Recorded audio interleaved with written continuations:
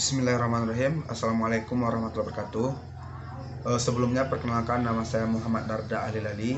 NIM saya M1D1 200338. Saya dari program studi Teknik Lingkungan Fakultas Sains dan Teknologi Universitas Jambi angkatan 2020. Baik, di sini saya memiliki tugas dari mata kuliah Agama Islam, yaitu membuat makalah yang berjudul karakteristik religius mahasiswa dalam kegiatan dan kehidupan sehari-hari. Baik, di sini dosen pengampu saya yaitu Ibu Epa Iriani SPDI MPDI yang memberikan tugas kepada saya untuk saya presentasikan. Baik, saya akan mempresentasikannya. Di sini ada dua kata kunci, yaitu karakter dan religius, di mana karakter religius ini merupakan kata yang penting dalam makalah saya kali ini. Kita mengambil beberapa rumusan masalah. Yang pertama yaitu apakah yang dimaksud dengan karakter religius. 2. Bagaimana dengan macam-macam nilai religius. 3. Bagaimana ciri-ciri karakter religius. 4. Bagaimana cara pembentukan karakter religius. 5. Apa saja unsur dan komponen pembentukan karakter religius. Dan tujuan penulisan saya kali ini yaitu 1. Dapat mengetahui dan memahami apa itu karakter religius. 2. Mengetahui macam-macam nilai religius agar dilakukan dalam kehidupan sehari-hari. Sesudah kita mengetahui nilai-nilai religius tersebut, agar kita lakukan dan kita terapkan dalam kehidupan sehari-hari. Yang ketiga, memahami ciri-ciri religius untuk dapat menjadi pribadi yang lebih baik. Jadi yang di sini setelah kita memahami ciri-ciri dari religius itu apa saja ciri-cirinya, semoga kita menjadi pribadi yang lebih baik. 4. Dapat membentuk karakter religius serta meningkatkannya untuk menjadi insan yang berkarakter. 5. Dapat mengenali unsur dan komponen karakter agar dapat dipertahankan dalam diri masing-masing. Baik, yaitu pembahasan. A. Pengertian dan karakter religius. Karakter religius berasal dari dua suku kata. Yang pertama adalah karakter, yang kedua adalah religi atau religius. Karakter dalam Kamus Besar Bahasa Indonesia berarti watak, sifat atau prinsip seseorang. Sedangkan religius adalah sikap dan perilaku yang patuh dalam melaksanakan ajaran agama yang dianutnya, toleran terhadap pelaksanaan ibadah agama lain. Nah, jika disimpulkan karakter religius ini dapat disimpulkan suatu penghayatan ajaran agama yang dianutnya dan telah melekat pada diri seseorang dan memunculkan sikap atau perilaku dalam kehidupan sehari-hari, baik dalam bersikap maupun dalam bertindak, yang dapat membedakan dengan karakter orang lain. Nah, jadi teman-teman semua, di sini saya merasa bahwa kita belum sepenuhnya memiliki karakter tersebut. Kita masih sangat jarang memiliki sifat-sifat yang ada pada karakter religius ini. Semoga kedepannya kita memiliki karakter religius dan bisa meningkatkannya demi kita sendiri. Yang kedua, ada nilai-nilai karakter religius. Pendidikan agama dan pendidikan karakter adalah dua hal yang saling berhubungan. Nilai-nilai yang dikembangkan dalam pendidikan karakter di Indonesia diidentifikasi berasal dari 4 sumber, yaitu agama, budaya, Pancasila, dan tujuan pendidikan nasional. Agama menjadi sumber kehidupan individu, masyarakat, dan bangsa yang didasari pada ajaran agama kepercayaannya. Baik, di sini saya mengambil pendapat dari Zayadi yang berlaku dalam kehidupan manusia digolongkan menjadi dua macam, yaitu nilai ilahiyah adalah nilai yang berhubungan dengan ketuhanan atau hablum minallah, di mana inti dari ketuhanan dan adalah keagamaan. Kegiatan menanamkan nilai keagamaan menjadi nilai inti kegiatan pendidikan.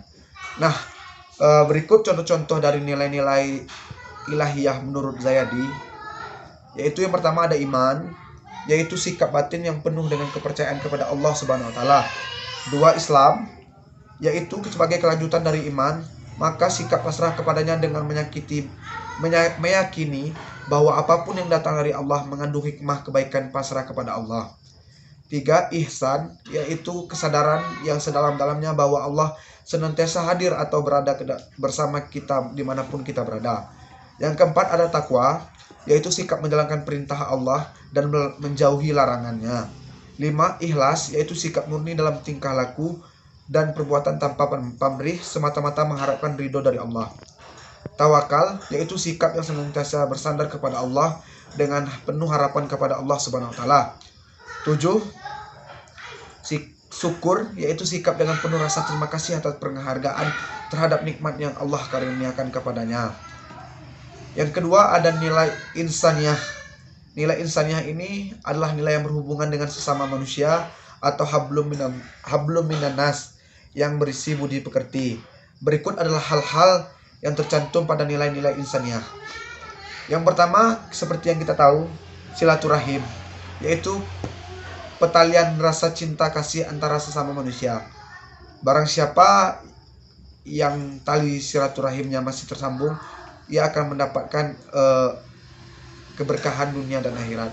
Yang kedua ada uhuwah, yaitu semangat persaudaraan. Kita sering melihat ada kakak-kakak atau abang-abang dari HMI ataupun PMII, ada yang namanya uhuwah yaitu semangat persaudaraan.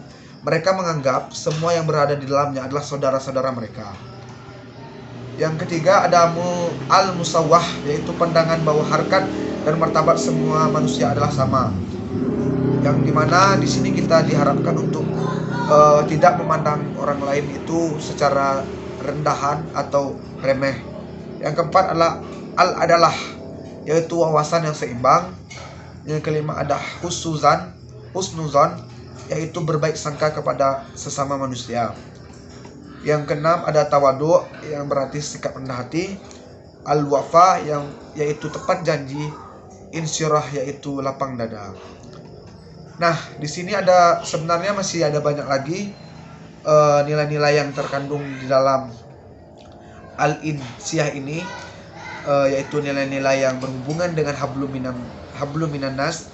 Semoga kita semua bisa mengambil sikap baik dari sini, karena saya merasa bahwa hidup tidak akan berjalan dengan normal apabila hubungan kita dengan orang lain tidak berjalan dengan normal. Selanjutnya saya juga mengutip pendapat dari Sahlan tentang nilai-nilai religius yang nampak pada diri seseorang ditunjukkan dengan ciri-ciri sebagai berikut. 1. Kejujuran. 2. Keadilan. 3. Bermanfaat bagi orang lain. 4. Rendah hati. 5. Bekerja efisien. 6. Visi ke depan. Dan 7. Disiplin tinggi. Serta 8 adalah keseimbangan.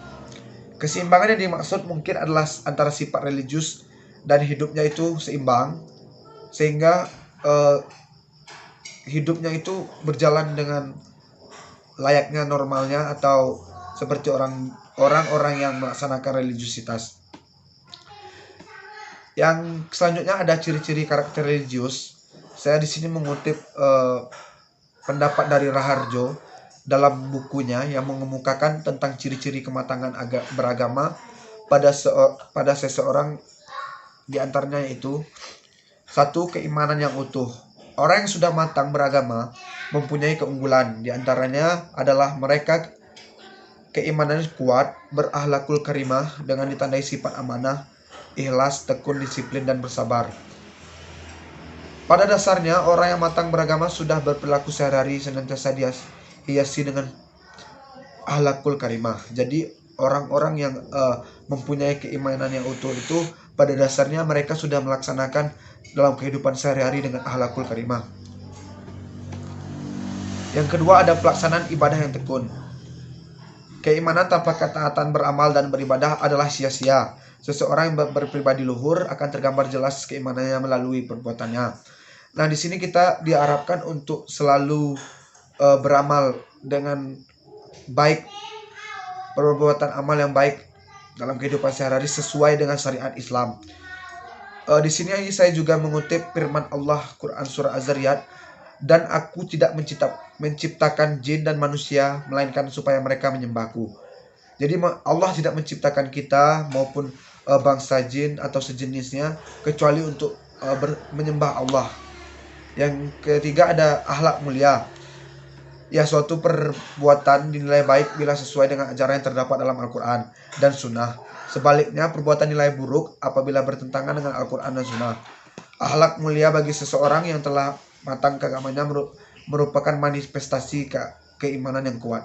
Jadi bagi seseorang yang telah memiliki karakter religius, bahwa akhlak mulia ini merupakan manifestasi keimanan bagi mereka. Nah, baik, di sini saya akan melanjutkan ke yang selanjutnya, itu pembentukan karakter religius. Baik, dalam pembentukan karakter religius ini adalah pikiran-pikiran di dalamnya terdapat seluruh program yang terbentuk dari pengalaman hidupnya merupakan pelopor segalanya. Dalam pembentukan karakter religius hendaknya memiliki beberapa cara atau metode. Pembentukan karakter religius ini sangat penting agar terbentuknya manusia-manusia yang memiliki karakter dalam diri. Berikut adalah metode-metode pembentukan karakter religius menurut Al-Uhwah tahun 2013. Yang pertama adalah metode keteladanan. Keteladanan dalam pendidikan adalah cara yang paling efektif dan berhasil dalam mempersiapkan anak dari segi akhlak dan membentuk mental serta rasa sosialnya. Anak akan meniru baik akhlaknya, perkataannya, perbuatannya, ataupun senantiasa tertanam dalam diri anak. Jadi, keteladanan ini sangat baik untuk metode pembentukan karakter religius, di mana kita mengambil contoh di sekolah umum. Siswa cenderung lebih sering menirukan aktivitas yang dilakukan gurunya. Yang kedua ada metode pembiasaan. Pembiasaan adalah sebuah cara yang dilakukan untuk membiasakan mahasiswa berpikir, bersikap, dan bertindak sesuai dengan tuntunan ajaran agama Islam. Jadi kalau kita sudah terbiasa melakukan tindakan atau sikap berpikir yang sesuai dengan agama Islam, itu akan membuat kita bisa, seperti kata orang-orang, sudah bisa karena telah terbiasa. Yang ketiga ada metode nasihat. Nasihat merupakan metode yang efektif dalam bentuk keimanan mahasiswa, mempersiapkan akhlak, mental, dan sosialnya. Nah, di sini kita banyak melihat bahwa nasihat memiliki pengaruh yang besar dan membuat mahasiswa mengerti tentang hakikat sesuatu dan memberi kesadaran tentang prinsip-prinsip Islam. Yang keempat ada metode perhatian atau pengawasan.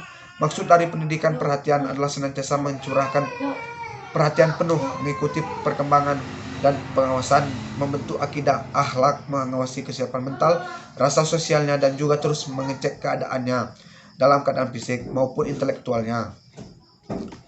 Yang kelima, menurut saya adalah metode yang sangat sering kita jumpai, yaitu metode hukuman, di mana metode hukuman ini menurut saya adalah satu cara yang digunakan oleh orang lain untuk mendidik seseorang apabila metode-metode yang tadi kita sebutkan tidak mampu untuk membuat seseorang berubah menjadi lebih baik.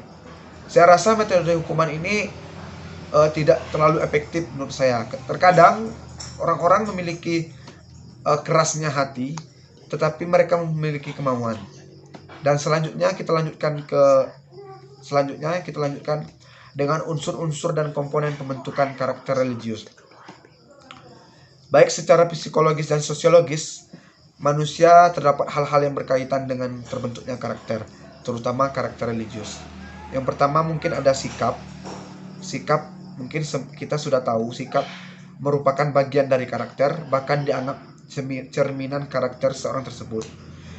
Yang kedua ada emosi. Emosi merupakan gejala dinamis di dalam situasi yang dirasakan manusia.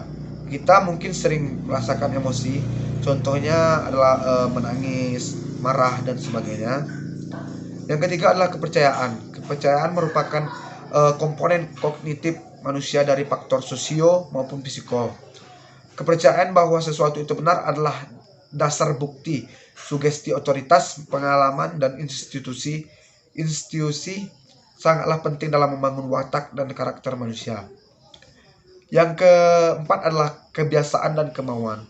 Kebiasaan merupakan aspek perilaku yang menetap, sedangkan kemauan merupakan kondisi yang sangat mencerminkan karakter seseorang, karena kemauan berkaitan dengan tindakan yang mencerminkan perilaku tersebut. Yang kelima adalah konsepsi diri. Konsepsi diri merupakan proses totalitas, baik sadar maupun tidak sadar, tentang bagaimana karakter dan diri seorang dibentuk. Yang selanjutnya mungkin saya melanjutkan ke kesimpulan. Di sini kesimpulan menurut saya yaitu religius dan karakter merupakan hal yang tidak bisa dipisahkan. Terutama karakter religius, kita sudah mengetahui apa tadi definisi dari karakter religius,